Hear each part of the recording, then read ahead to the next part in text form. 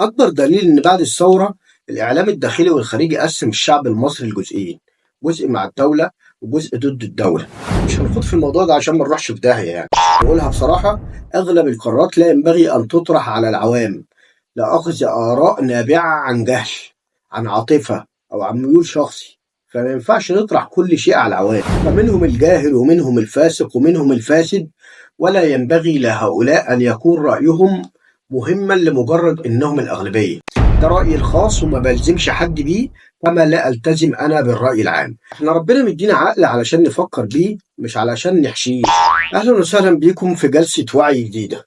هنتكلم مع بعض النهاردة عن مواضيع في حياتنا اليومية واللي بتهم كل بيت مصري، وهناخد بالنا من القضايا الاجتماعية والسياسية اللي بتأثر عليه. النهاردة هنناقش موضوع مهم قوي بيؤثر تأثير سلبي على عقلية شبابنا وبناتنا، وهو ازاي الإعلام والتلفزيون والسوشيال ميديا يخلوك تبلع أي كلام وتصدقه. الإعلام أقوى سلاح بيشكل وبيؤثر على رأي الناس. الإعلام ليه إيد طويلة في تشكيل آرائنا، يعني ممكن يخليك تحب حاجة أو تكرهها من غير ما تحس. ده بيحصل إزاي؟ أكبر دليل إن بعد الثورة الإعلام الداخلي والخارجي قسم الشعب المصري لجزئين، جزء مع الدولة وجزء ضد الدولة. مش هنخوض في الموضوع ده عشان ما نروحش في داهية يعني.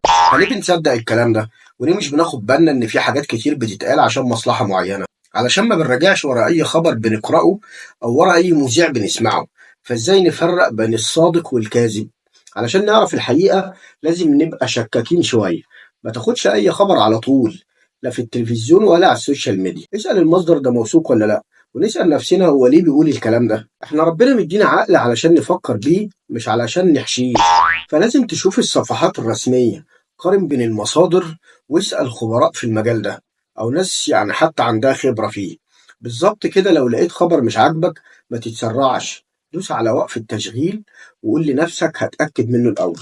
احنا كلنا عارفين ان السوشيال ميديا عالم هجين، في ناس بتستخدمه لنشر الوعي وفي ناس بتعمل فيها فنكوش علشان تضلل الناس، زي مثلا قضاء الرأي العام.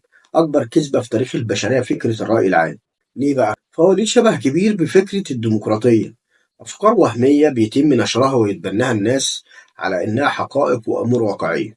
فالرأي العام في الواقع هو رأي شخصية معنوية، وهي شخصية المجتمع. والمجتمع هو عبارة عن مجموعة من الأفراد مختلفين عن بعض، وكل واحد ليه رأيه، بل كتير منهم لا رأي له. والرأي اللي بيظهر للناس على إنهم رأيهم هو في الواقع اسمه الرأي العام المتفق عليه. كل ما في الأمر إنه قد ذاب في القطيع وأصبح القطيع يظن إنه رأيه.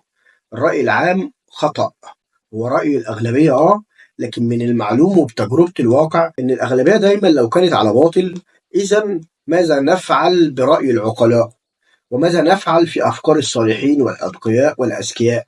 في الحقيقة بسبب فكرة الرأي العام أصبح رأي الصالحين مصيره المزبلة، وهذا هو واقع مجتمع يغلب عليه الغباء الممنهج وابتلاع كل ما يقدم له دون تمييز. فإذا قررت الأغلبية أن الشر هو القاعدة فالشر هو القاعدة.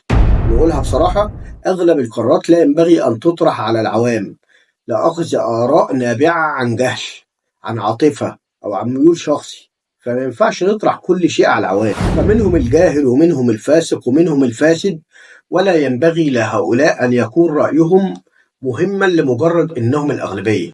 ثم نسمي رأيهم الرأي العام. فطبائع الناس مختلفة، العقول والقلوب مختلفة، الأخلاق مختلفة، حتى المستوى الفكري والعلمي متفاوت بينهم. والمساواة بين السيء والطيب وبين الصالح والفاسد وبين العاقل والمجنون هو في الحقيقة ظلم للطرف الأرقى، وشرف غير مستحق للطرف الأرذل.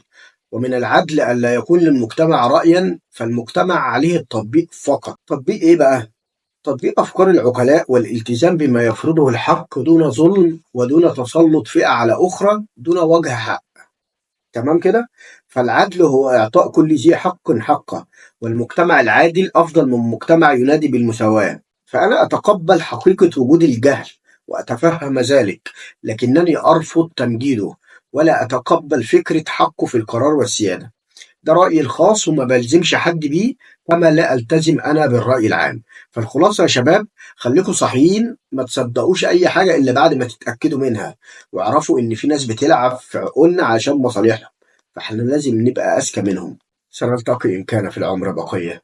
والسلام عليكم ورحمة الله وبركاته.